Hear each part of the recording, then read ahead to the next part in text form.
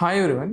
So మనకి ఇప్పుడు ఈ డైట్ అనేది మనం చేస్తున్నప్పుడు సో చాలామంది అడిగేది, సార్ ఒక ఏజ్ వాళ్ళకి ఒక డైటు, ఇంకొక ఏజ్ వాళ్ళకి ఒక డైటు, ఇలా డిఫరెన్స్ ఉంటుందా అని అడుగుతున్నారు.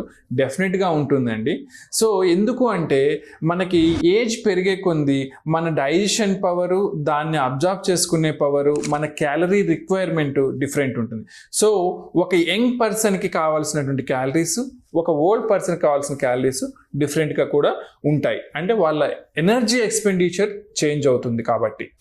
సో ఇలా డిఫరెన్స్ ఉంది కాబట్టి సో వాళ్ళ డైట్ ప్లాన్స్ కూడా డిఫరెంట్గా ఉంటుంది. ఒక యంగ్ పర్సన్కి మనము ఒకవేళ వాళ్ళు వెయిట్ లాస్ అవ్వాలి అనుకున్నారంటే ఎనర్జీ వాళ్ళకి తక్కువ ఉండే డైట్, క్యాలరీస్ తక్కువ ఉండే డైట్ ప్రిఫర్ చేస్తాం.